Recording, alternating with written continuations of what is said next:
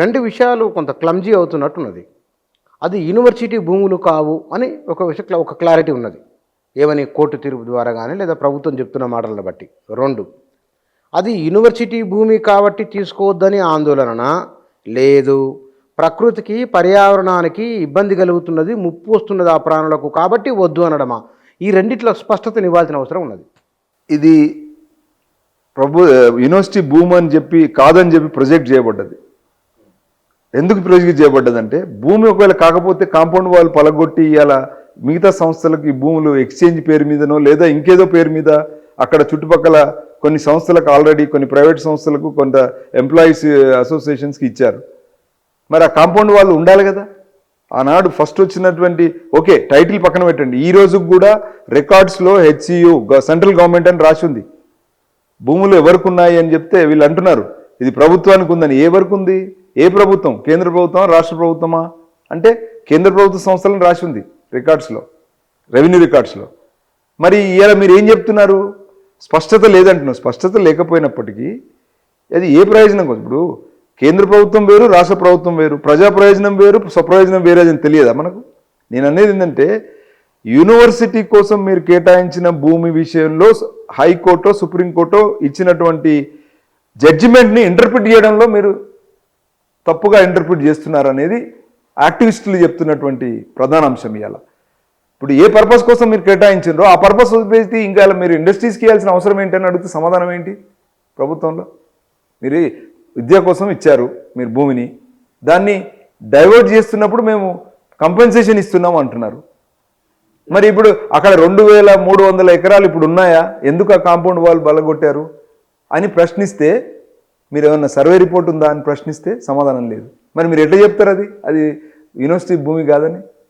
అంటే మీరు ఒకటి ప్రొజెక్ట్ చేశారు యూనివర్సిటీ భూమి కాదని కానీ 397 ఎకరాలు వేరే దగ్గర ఇచ్చిండ్రు, దాన్ని కాంపెన్సేట్ చేసిన. నేను ఏమంటున్నాను, ఎప్పుడైనా సర్వే చేశారా? ఈ భాగం మీరు చెప్పేది యూనివర్సిటీలో 2300 ఎకరాలు చూపించి ఇది ఇక్కడ ఇది ఇక్కడని ఎప్పుడైనా చూపించారా? ఎందుకు కాంపౌండ్ వాళ్ళు తీసేశారు? నిజంగా కాంపౌండ్ వాళ్ళు అట్లే ఉంటే మేము నమ్మేవాళ్ళం. కానీ మీరు ఏ సర్వే చేయకుండా కాంపౌండ్ వాళ్ళు తీసేసి ఊరికనే కోర్ట్స్ ద్వారా ఒక ప్రొజెక్షన్ ఇచ్చి యూనివర్సిటీ వాళ్ళు చేయాల్సినటువంటి అడ్మినిస్ట్రేటివ్ వాళ్ళు కొట్లాడాల్సిన రీతిలో కొట్లాడకుండా దాన్ని నిద్రపోయి ఇప్పుడు ఏదో అదేదో మంటగాగుతుందిలే వాళ్ళకి ఏదో రాష్ట్రంలో కాంగ్రెస్ వాళ్ళ మీద వెళ్ళిపోయింది కదా అని చెప్పేసి వాళ్ళు పక్కన కూర్చుంటే వాస్తవాలు ఇప్పుడు బయటికి ఇంకా రాలే కదా, రావాల్సిన బాధ్యత ఉంది కదా. ఇంకా ఇప్పుడు జరిగింది ఏదైతుందో ఇది ఓన్లీ నాందియే. ఇవాళ మీరు చెప్తున్నట్టు ఈ ప్రభుత్వం కమిటీ వేసింది, ఆ కమిటీ ఇవాళ ప్రభుత్వ కమిటీలో ఏం తేలుతుందండి? ఇలా ఒక సంతోషమైన విషయం ఏంటంటే ఇలా కమిటీని పలానా వర్గాలతో మాట్లాడమంటున్నాను నేను దానికి ఒప్పుకోను. కమిటీలోనే ఈ వర్గాలు ఉండాలి, సివిల్ సొసైటీ ఉండాలి, స్టూడెంట్స్ యూనియన్ ఉండాలి, మరి వాళ్ళు విద్యార్థులు ఉంటారు, మంత్రులు ఉంటారు, వాళ్ళను వీళ్ళు కమిటీ అనౌన్స్ చేసి వీళ్ళని భాగస్వామ్యం చేయమంటే దాన్ని ఊరు కన్సల్టెంట్ చేయమంటున్నారు. కమిటీ నిర్ణయాధికారం వీళ్ళకి ఇవ్వాలని నేను అంటున్నా. ఎవరైతే పనిచేస్తున్నారో నిర్ణయాధికారం మీ దగ్గర పెట్టుకొని వీళ్ళ కన్సల్టేషన్. నేను ఇప్పుడు ఒకటి అడుగుతున్నానండి, శ్రీకృష్ణ కమిటీకి మనం తెలంగాణ ఉద్యమంలో ఎన్ని రికమెండేషన్స్ ఇచ్చాం మీకు తెలుసు. ఆత్మహత్యల విషయంలో స్వయాన నేను మాడపు శ్రీధర్ గారు 180 పేజీల నివేదికను ఇచ్చిన రోజు ఎంతమంది 1000 మంది పిల్లలు చచ్చిపోయినరు, 18 మరణ వాంగ్మూలాలు ఇస్తే శ్రీకృష్ణ కమిటీ ఏమన్నా తీసుకుందా దాన్ని పరిగణలోకి? ఊరికే విన్నారు, చాలా బాగుందన్నారు.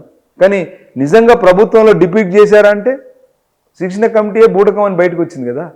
అంటే నేను అనేది ఏంటంటే కమిటీ అధికారాలు లేవని శ్రీకృష్ణ చెప్పాడు, నాకేం అధికారం లేదు, 2 విషయాల్లో నేను మాట్లాడతాను, మిగతా సంబంధం లేదన్నాడు. మరి అలాంటి కమిటీ ఇప్పుడు ఉంటే ఏం లాభం హెచ్సి భూములకి? అది నేను అనేది ఏంటంటే కమిటీలో ఎవరు ఉండాలా? ఎవరైతే ఫైటర్స్ ఉన్నారో మీరు చూశారు.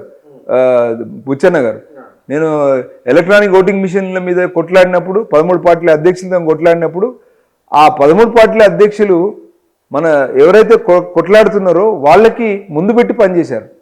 ఎలక్షన్ కమిషన్తో కన్సల్టేషన్ ఎవరికి ఇచ్చారు ఆ బాధ్యత? ఎవరైతే పోరాడుతున్నారో వాళ్ళకి ఇచ్చారు.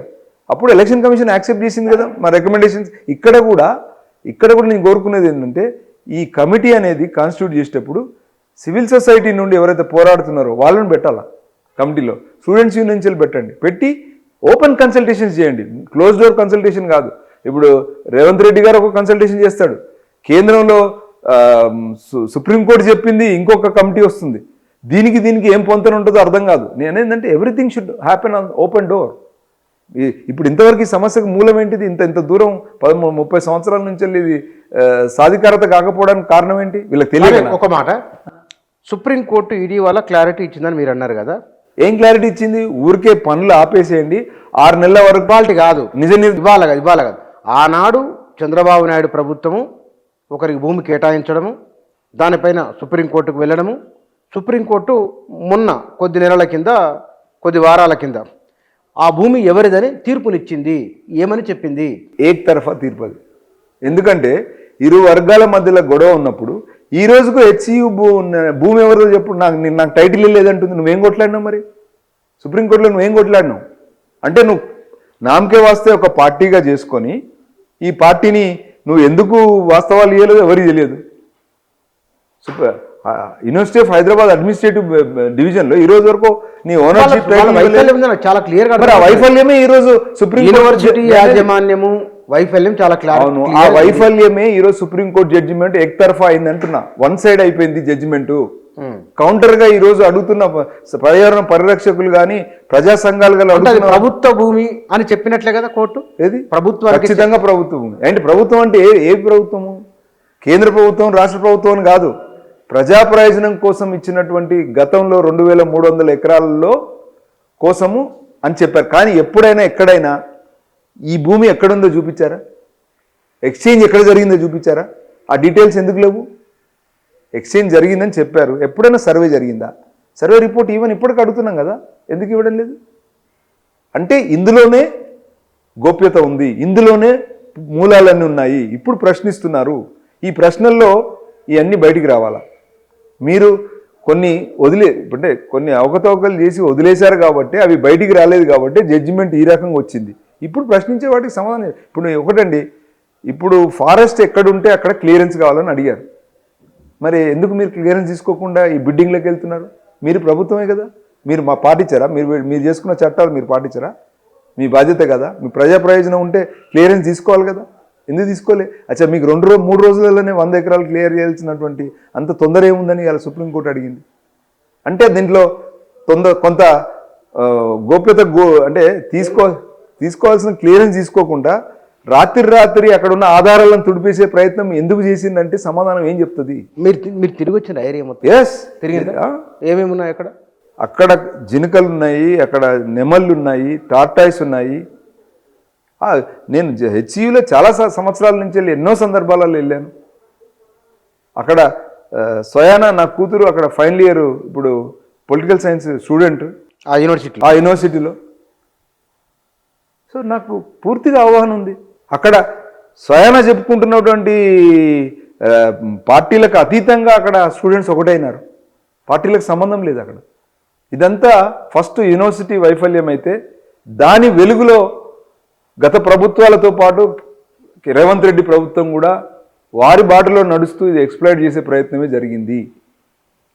నేను ఇప్పటికి కూడా అడుగుతున్నాను, అక్కడ మీరు సర్వే చేయండి, వాస్తవాలు బయటకు వస్తాయి. అప్పుడు చెప్పండి మీరు ఒప్ప తప్ప. ఎందుకు సర్వే చేయలేదు? 2300 ఎకరాల నుంచి ఇవాళ ఒకడు 1500 ఎకరాలు అంటాడు, ఒకడు 1800 ఎకరాలు అంటారు, ఒకడు. మరి ఆ కాంపౌండ్ ఎందుకు పలగొట్టారు? మీ దగ్గర ఒక డాక్యుమెంట్ 1970 శతకంలో ఉన్న డాక్యుమెంట్లో స్పష్టంగా 2300 ఎకరాలకు సంబంధించినటువంటి డాక్యుమెంట్ అయితే ఉంది. ఆనాడు మీరు 2300 ఎకరాలు ఇచ్చిందని కాంపౌండ్ పెట్టిన ఆధారాలు ఉన్నాయి. అందులో నుంచి వెళ్ళి తీసుకోవాలనేటువంటి ఒక ఆలోచన రాష్ట్ర ప్రభుత్వాలలో ఉన్న అధికారులు వాళ్ళకి ఎందుకు వచ్చింది? యూజే అంటే ఏమండి, ఇలా మీరు స్టూడెంట్స్ని అందరినీ అమెరికా పంపుతున్నారు, లక్షల కోట్లు మన సొమ్ములు పెట్టి బ్యాంకులలో లోన్లు తీసుకొని పంపిస్తున్నారు కదా. అక్కడ యూనివర్సిటీలో కూడా 5000 ఎకరాలు 10,000 ఎకరాల్లో ఉంది. మరి మన యూనివర్సిటీలు 2000 ఎకరాలు ఉంటే తప్ప దీన్ని ఎందుకు ఎక్స్చేంజ్ చేస్తున్నారంటే? గత ముఖ్యమంత్రి వీడియో సోషల్ మీడియా తిరిగిన పత్రికల్లో వార్తలు వచ్చినాయి. ఏమని? ఇదే ల్యాండ్కి సంబంధించి యూనివర్సిటీలో నేను అనేది వీళ్ళు వాడుతలేరనంటే యూనివర్సిటీలో పర్యావరణం కూడా వాడకమే కదా. ఇవాళ అక్కడ జరిగిన పర్యావరణ పరిరక్షణ మీద ఇదే యూనివర్సిటీలో కొన్ని రీసెర్చ్ పేపర్స్ ఎన్నో ఉన్నాయి, దాంట్లో డీటెయిల్స్ ఉన్నాయి. అవి బయటికి తీసుకొస్తే మీకు మొత్తం వాస్తవాలు వస్తాయి. అక్కడ పర్యావరణ పరిరక్షణ గురించి ఇదే యూనివర్సిటీ ఎన్నో సందర్భాలలో కేంద్ర రాష్ట్ర ప్రభుత్వాలను రిక్వెస్ట్ చేసి ఇప్పుడు ఏదైతే హరితహారాలు స్వచ్ఛ భారత్ల గురించి మీరు ఖర్చు పెట్టినటువంటి ఇవాళ కాంపౌండ్ వాళ్ళు ఖర్చు పెట్టినటువంటి డబ్బు కాంట్రాక్టర్కి ఇస్తారు కదా, ఒక ప్రోటోకాల్ ఉంటుంది కదా, ఆ ప్రోటోకాల్లో ఎంత ఏరియాలో మీరు ఖర్చు పెట్టారంటే ఆ డీటెయిల్ కాంట్రాక్ట్ డాక్యుమెంట్ ఉండదా, ఖర్చు పెట్టినటువంటి కేటాయింపుల వివరాలు ఉన్నాయా, అది తెలుస్తాయి కదా. రెండోటి పర్యావరణ పరిరక్షణలో అక్కడ బర్డ్స్ మీద ఒక లిస్టు చూపిస్తున్నారు, ఇన్ని రకాల చెట్లు ఉన్నాయని చెప్తున్నారు, ఈ రిపోర్ట్స్ అన్ని రీసెర్చ్ పేపర్స్లో ఉన్నాయని చెప్తున్నారు.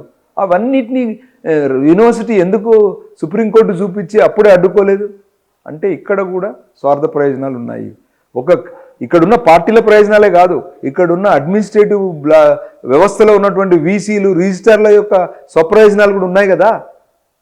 ఈ గొడవలో వాళ్ళని ఎందుకు మీరు దాచిపెడుతున్నారు, ఇప్పుడు ఈ కమిటీ ఎందుకు వీళ్ళని బాధ్యతలు చేయదు, ఎవరెవరు ఆయా సందర్భాల్లో వీసీలు రిజిస్టర్లు ఉన్నారో వాళ్ళు ఎందుకు చర్య తీసుకోలేదు, వాస్తవాలు బయటికి తీసుకురాలేదు అని ఎందుకు ప్రశ్నించకూడదు.